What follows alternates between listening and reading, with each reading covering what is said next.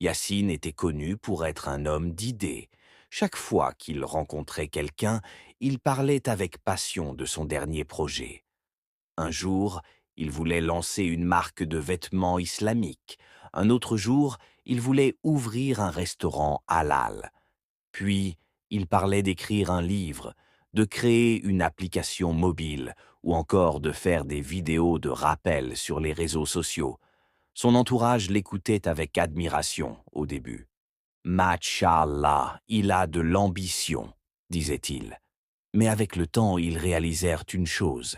Yassine ne finissait jamais ce qu'il commençait.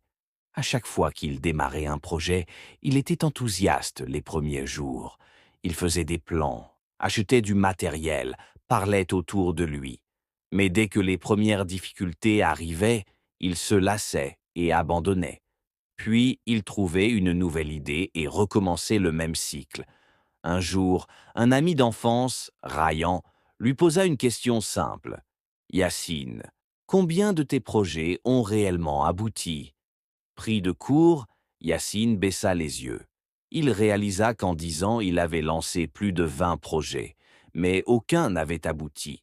Il avait gaspillé du temps, de l'énergie et de l'argent sans jamais voir un seul de ses rêves devenir réalité. C'est ce jour-là qu'il comprit que l'ambition sans discipline est une illusion. Les erreurs de Yassine. Pourquoi il n'a jamais réussi? Changer de projet sans finir le précédent. Chaque fois qu'une idée semblait trop difficile, Yassine abandonnait et passait à une autre. Mais aucun projet ne réussit sans persévérance. Rechercher l'excitation au lieu de la discipline. Il aimait le début des projets quand tout semblait nouveau et motivant. Mais dès que cela demandait du travail sérieux, il perdait l'envie et cherchait une autre idée. Parler trop et agir trop peu. Il passait des heures à raconter ses projets à tout le monde, mais il ne passait pas autant de temps à travailler dessus. Avoir peur des échecs. Dès qu'il rencontrait une difficulté, il prenait cela comme un signe qu'il devait abandonner au lieu d'apprendre et de s'améliorer. Les solutions pour ne pas finir comme Yassine, choisir un projet et s'y tenir.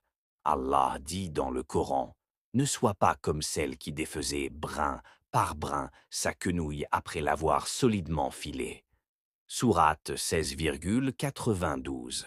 Il faut être constant et ne pas détruire ce que l'on commence. Concentre-toi sur un seul projet et mène-le jusqu'au bout.